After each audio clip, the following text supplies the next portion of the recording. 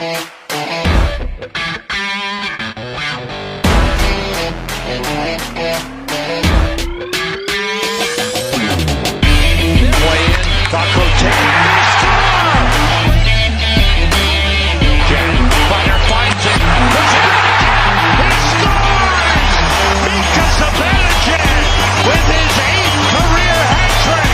can come to the rink and try and win championships, and that's what it's all about.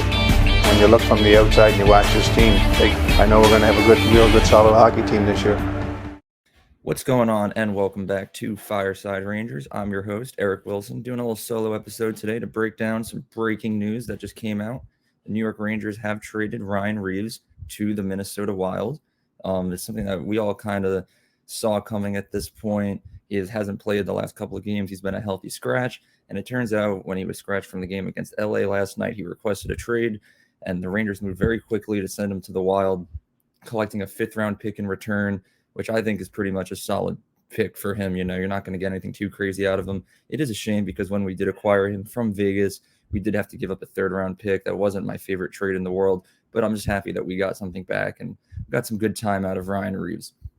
And, you know, there's a reason why he hasn't been playing that much this season. It's because he's not the same hockey player that he used to be anymore. He only played in 12 games this season, I believe, so far. Had 0 points, 0 assists, 0 goals, and he was a -5 plus-minus so far. So pretty much just a liability on the ice. He's never been a big point producer or an offensive guy. He's really there to act as the enforcer on the team, big locker room guy. Unfortunately, Shesterkin will no longer know when it's time to leave the locker room. Because, you know, you look at his career stats, right? 767 games played, 54 goals, 60 assists, 114 points, and was a -33. So, you know, not a big offensive guy. And I really don't think that we're losing that much by getting Reaves off the team outside of that locker room presence and a little bit of physicality. But the one good thing that I do like about this trade is that the Rangers are not retaining any of the salary from Ryan Reaves' contract. And, you know, he was only on a $1.75 million contract with the Rangers. It's nothing too much, but when you look at their current cap situation, it's actually a pretty big help because now we have close to $2 million in cap space. And if we stay at 22 men on the roster by the end of the season, hopefully we can have about $4 million in cap to work with come the trade deadline, which I will get into more a little bit later.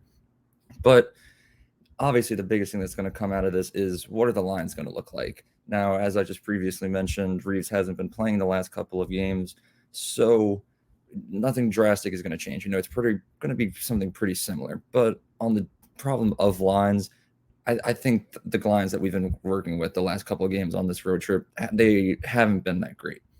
You look at last night's game against Los Angeles. When that game first started, I thought we were about to get blown out. I thought it was one of the worst games I've seen so far this season, but luckily the Rangers were able to come through, make a comeback, and pick up the win. But I do think that the lines do need to be changed outside of Ryan Reaves being traded away.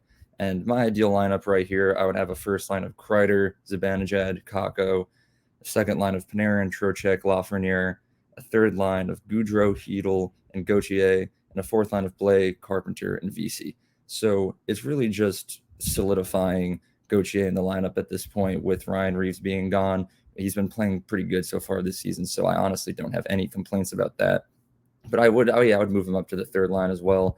So when you look at the lineup, nothing too drastic being changed right here, and I don't think it's anything that the Rangers fans would need to worry about. Like I said, not the biggest offensive producer on the team from Reaves. We're really just missing a good guy in the locker room. But back to the cap thing that we're talking about here, right? If we have close to $4 million in cap space by the trade deadline because of this, that opens up a window to potentially trading for a superstar forward.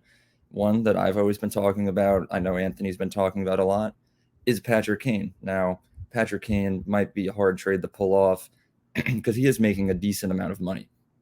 But if we can get Chicago to retain at least 50% of that salary, then I really think it is possible. I've been looking at potential trade value for Patrick Kane recently, and it kind of seems like a lot of analysts are thinking that he's on the same kind of value as Claude Giroux was at the trade deadline last year, which was a first-round pick, a high prospect, and like a medium-round pick.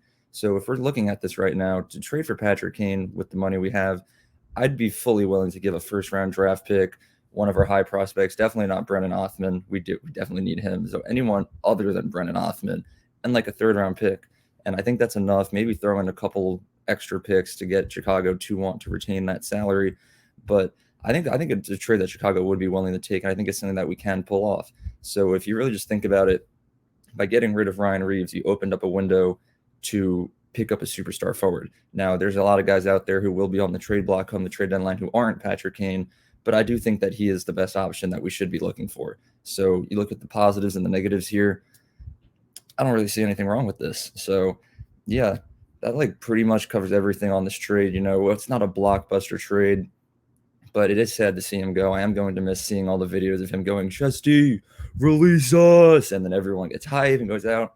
But you do what you got to do. He did request the trade, and the Rangers did right by him, getting him out of there quickly and sending him to a team that he has a previous history with their head coach and general manager. So I think things will work out just fine for him in Minnesota. But that pretty much wraps up everything we got going on over here. Hopefully next time I'm talking to y'all, Anthony will be back here too. Unfortunately, he was a little busy today. But yeah, don't forget to like and subscribe. Click the little bell so you don't miss a video. And yeah, let's go Rangers. He shoots. Rangers!